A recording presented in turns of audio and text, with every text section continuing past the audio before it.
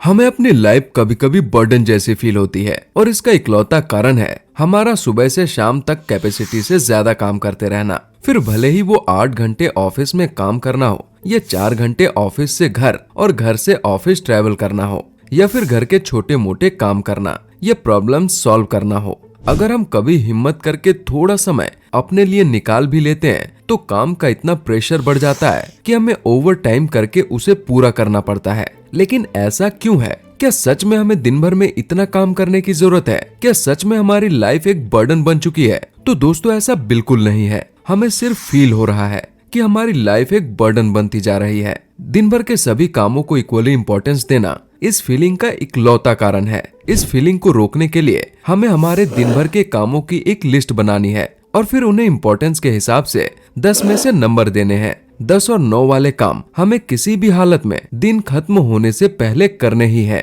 और बाकी सारे काम अगर हो सके तो करने हैं। अगर आपको इस तरह की प्लानिंग करना मुश्किल लग रहा है तो ग्रेग मैक्यूअन की दी एसेंशियलिज्म आपकी मदद करेगी। एसेंशियल का मतलब है जरूरी और एसेंशियलिज्म का मतलब है सिर्फ जरूरी काम पर फोकस करना। बुक 3 स्टेप्स में डिवाइडेड है।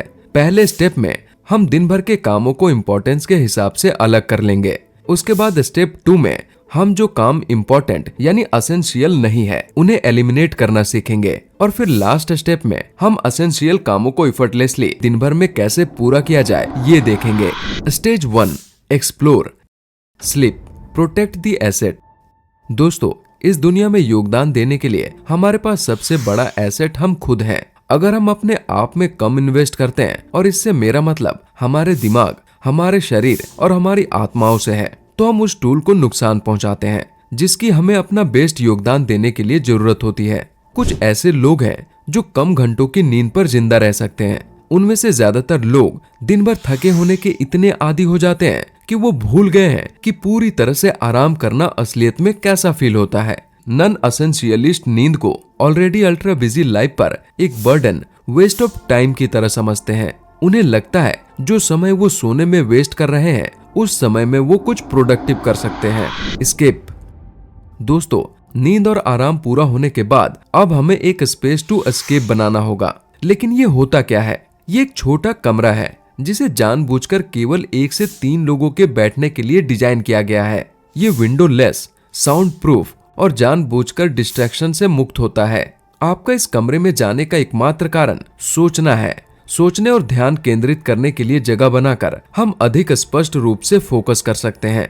कुछ साल पहले अगर आप डिलेड फ्लाइट के इंतजार में एयरपोर्ट पर फंस गए तो आप उस समय एक तो एयरपोर्ट की दीवारों को ताक रहे होंगे या आने जाने वाले लोगों को देख रहे होंगे या कुछ और कर रहे होंगे, पर बेसिकली आप बोर हो रहे होंगे। लेकिन आज एयरपोर्ट या वेटिंग रूम में वेट करने वाला हर व्यक्ति अपनी पसंद के गैजेट से चिपका हुआ है। बेशक किसी को भी बोर होना पसंद नहीं है, लेकिन बोर होने की संभावना को टालने के चक्कर में हमने सोचना बंद कर दिया है।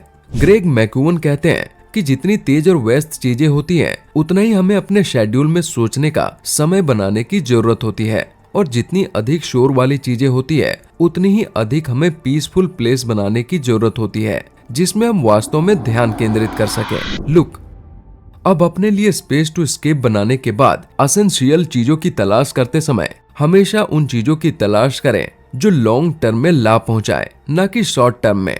दोस्तों आप इसे 90% रूल के रूप में सोच सकते हैं और इसे आप लगभग हर डिसीजन या दुविधा पर लागू कर सकते हैं। जैसे ही आप किसी ऑप्शन की जांच करते हैं तो ऑप्शन को 0 और 100 के बीच का स्कोर दीजिए। अगर आप उसे 90% से कम रेटिंग देते हैं तो रेटिंग को ऑटोमेटिकली 0 में बदल दीजिए और उस ऑप्शन को उसी समय खारिज कर दीजिए। इस तरह आप इन डिसीजन में फंसने या 60s और 70s में फंसने से बच जाते हैं। एलिमिनेट, कैसे हम बेकार के कामों को लाइफ से बाहर निकाल सकते हैं। लिमिट, हम सभी के जीवन में कुछ ऐसे लोग होते हैं जिसका हमें खास ख्याल रखना पड़ता है। ये वो लोग हैं जो अपनी समस्या को हमारी समस्या बना देते हैं। वे हमें हमारे उद्देश्य से भटकाते हैं। वे सिर्फ अपने खुद के एजेंडा की परवाह करते हैं और अगर हम उन्हें परमिशन देते हैं तो वे हमारे समय और एनर्जी को उन एक्टिविटीज में खर्च कर देते हैं जो उनके लिए आवश्यक है, न कि उन एक्टिविटीज में जो हमारे लिए आवश्यक है। हमें ऐसे लोगों के लिए एक लिमिट लगानी चाहिए। डेयर, लिमिट लगाने के बाद भी अगर ऐसा इंसान आ जाए तो हमें उसे ना बोलना आना चाहिए। दोस्तों, ध्यान रखें कि एक स्पष्ट ना एक अस्पष्ट या अनिश्चित हाँ से ज्यादा ग्रेसफुल होता है। एग्जीक्यूट, कैसे हम एसेंशियल कामों को इफर्टलेसली पूरा कर सकते हैं।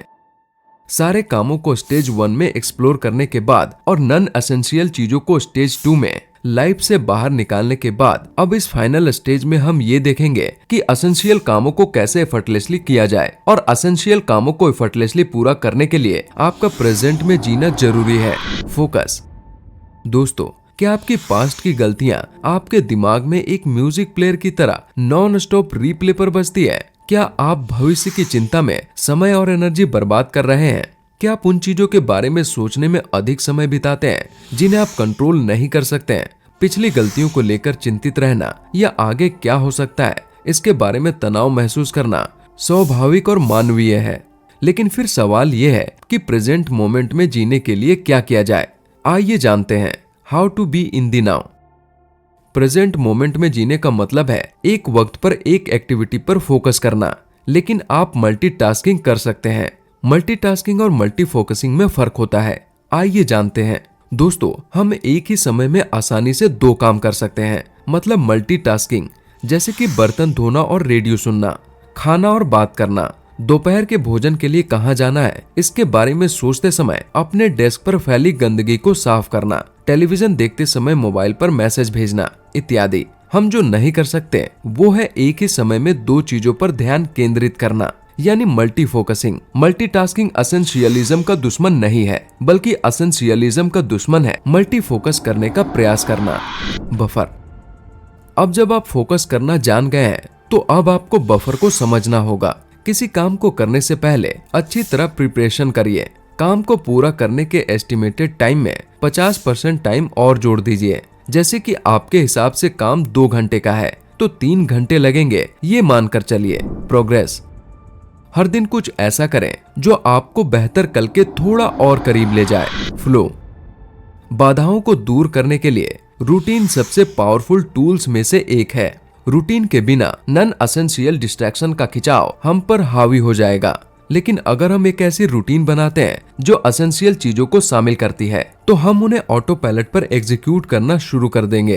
तो दोस्तों, ये थे द एसेंशियलिज्म बुक के इंपॉर्टेंट प्रिंसिपल्स। होपफुली आप इन्हें अपनी लाइफ में उतारेंगे। और अगर आप सैडनेस या डिप्रेशन से सफर कर रहे हैं तो हमारा ये वीडियो जरूर देखें। धन्यवाद।